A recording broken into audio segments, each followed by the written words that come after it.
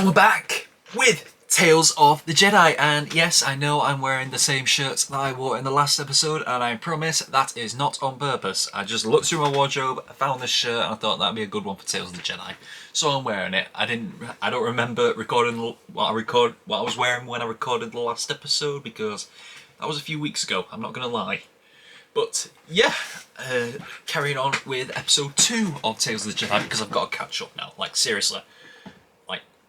I've got to finish off this, I've got to watch all of Andor, then I've got to catch up with Bad Batch as well, which is like on episode 7 at the moment. I've really got to catch up on this. So, yeah. I saw on Disney Plus that this episode will feature Count Dooku, and I know this is not a Star Wars autograph, but it is signed by Christopher Lee, and he played Count Dooku, so I had to find some way of honouring the guy. Unfortunately, Christopher Lee autographs are in short supply at the moment. Well, at the moment for all time now. There's a limited edition of these, so I don't care if it's not Count Dooku, it's Christopher Lee, so I'm taking it. And also, Qui-Gon Jinn Pop is out as well. I mean, it'll... Actually, no, I was about to say it'll be obscured by the episode footage, but there's no episode footage on this because it's only full length, and the reason for that right now is that this is only a Patreon exclusive reaction. And if you're on YouTube, you're going to be seeing my review of it, my immediate after reaction, but you're not going to be seeing the reaction to the whole episode. That will be on Patreon for $3 monthly. So go to that if you want this reaction. I'm sorry, but that's how it is, because the Disney Plus stuff does not tend to get a lot of views on YouTube, I've noticed, because everyone else does it.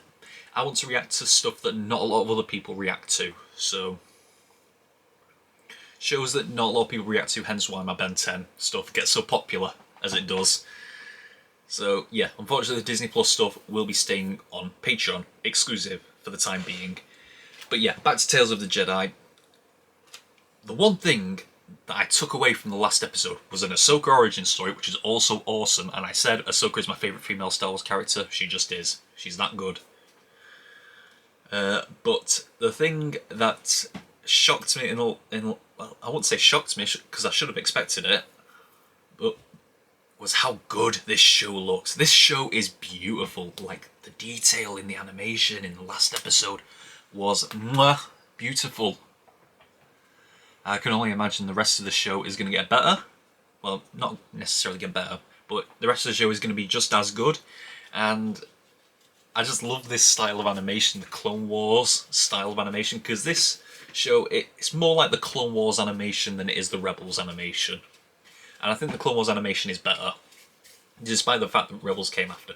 But the Clone Wars always looks great in my opinion. Obviously some bits in the beginning are a bit choppy, but the way Clone Wars looked to the end was so beautiful. Bad Batch looks so beautiful, and this last episode just looked phenomenal, so... Yeah, I just love how good this show looks. But yeah, enough rambling. I've done enough of that. So let's just get in. If you're on YouTube, you can stay tuned for my after episode review. But if we're on Patreon right now, let's get into season 1, episode 2 of Tales of the Jedi, starting right now.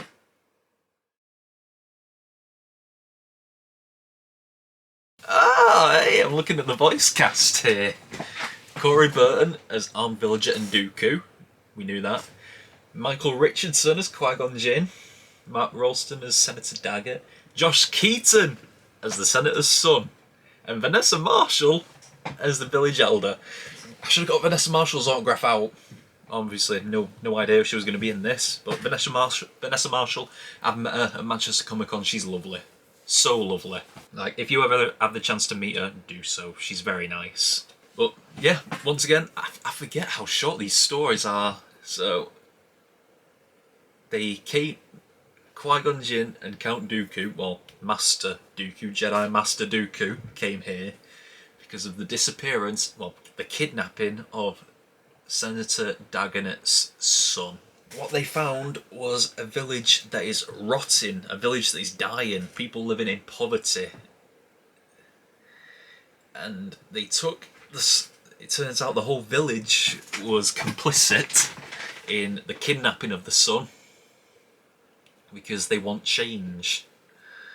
They're their leader is failing them, and I imagine doing so because of his own greed, his own selfishness, which is a very relatable thing when so many people feel screwed over by their government that they take drastic actions. The son, he doesn't blame them for anything because he's one of those people, one of those idealistic people who sees exactly how these people have been treated and understands like why these people have taken him, and he understands what they're trying to do with his father to get change to happen.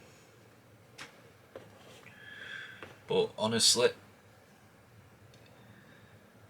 like Count Dooku said towards the end, what will any real change come of this? And I said so in the reaction. Does this really matter? Does it really matter that he's not going to kill them? Is he just going to come back later and kill them for what they did? But yeah, so they found him pretty quickly. They found him very quickly, Count Dooku, and he stopped calling him Count Dooku because he's not Count Dooku in this just yet.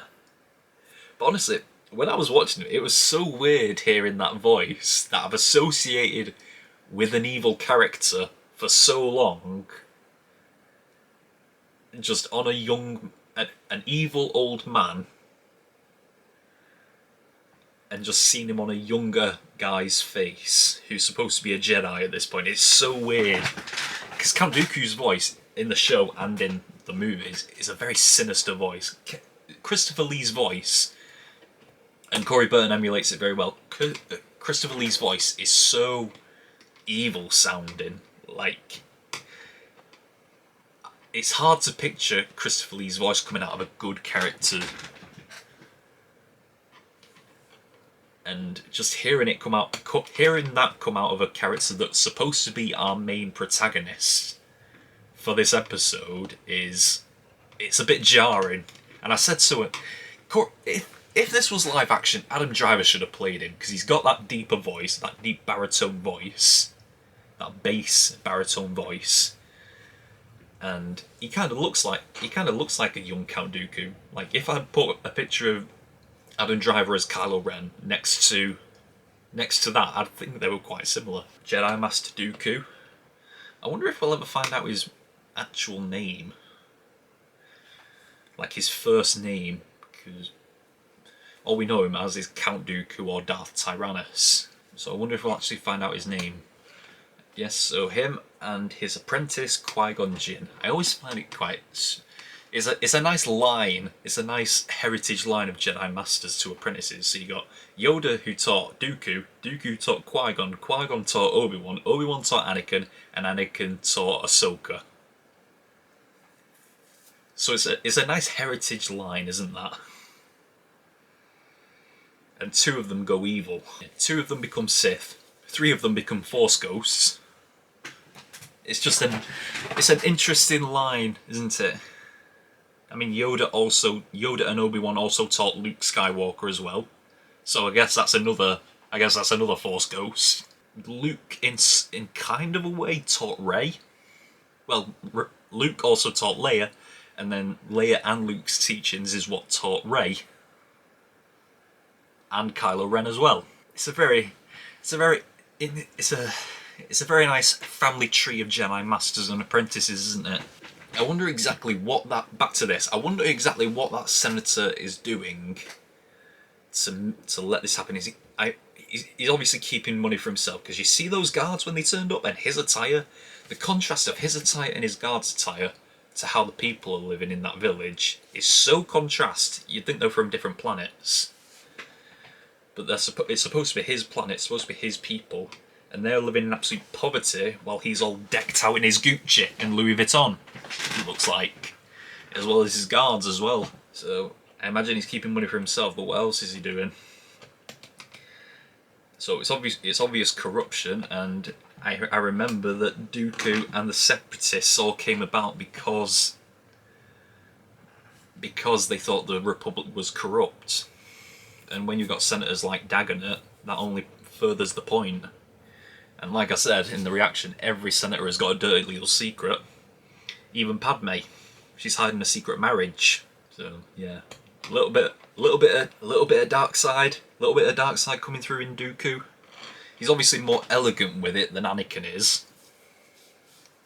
He's more regal with it than Anakin is, but it's there. The same feeling is still there.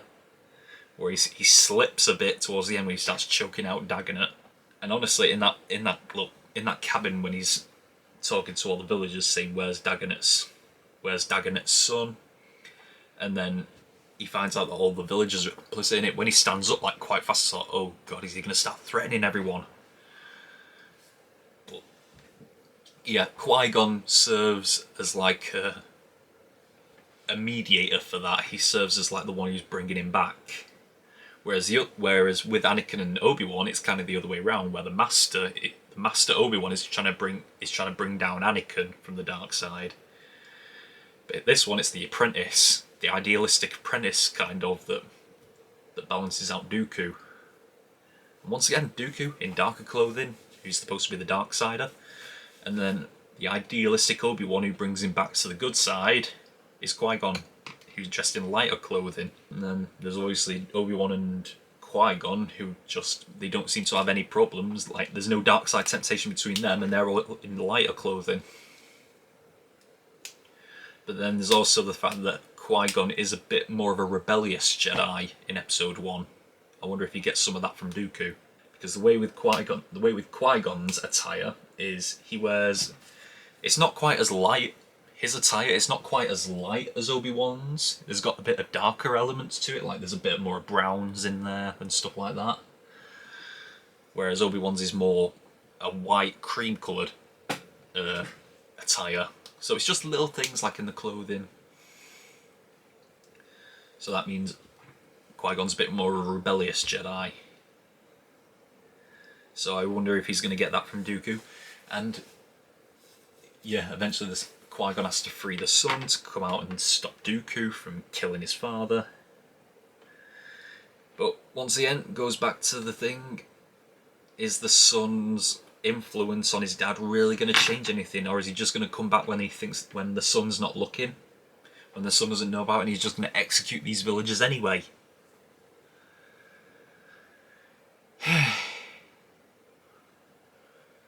Because it's not like he can really stop his father if he tries to do that. If Dooku would have killed him right there, yes, it would have stopped his corruption, but would it have influenced how the son sees the Jedi? It definitely would have influenced how the son sees the Jedi. So would it have come out better or worse? Because you would have stopped Dagonet's... if he would have killed him, would it have stopped Dagonet? It would have come out better...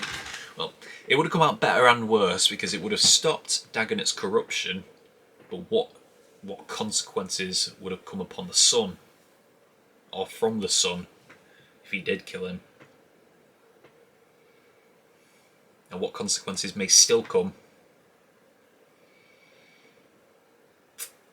It's very interesting and very thought-provoking, is it not? And honestly, once again, I cannot reiterate enough. The animation in this episode, the detail in the animation is top-notch. And Kevin Kiner, his wife must have given him a great time the night before he did this episode, because the music was on point. He was in a good mood when he made this score for this episode. Kevin Kiner was on point. Should I get ranking out of the way? It's hard to rank a series like this, because episode after episode is so different. At least I think so anyway. But I think I liked this episode more, just because there was more action in it, and it's leading up to Dooku eventually becoming a Sith. It's showing exactly why. It's just a precursor to why he leaves the Republic and eventually creates the Separatists. So yeah, I think this episode just tops the last one. Just slightly. Because last episode we got like the origin of Ahsoka. Well, the very beginning of the Ahsoka, like literally the birth of Ahsoka. Whereas this is an origin for Dooku. And not to mention we saw Qui-Gon Jinn again, which is always a plus. Sadly, it's not Liam Neeson, but who cares? Well, I mean, I care, but still, it's Qui-Gon Jinn. It's always happy to have more. We're always happy to have more Qui-Gon Jinn. If only it would. I don't get it. They get Corey Byrne to play this old man's evil voice to play a younger Dooku, but they can't get Liam Neeson to play a young Qui-Gon Jinn. I mean, I think Corey Burton's voice sounds older than Qui-Gon Jinn, but... Oh, excuse me. And we're back. So, what was I talking about?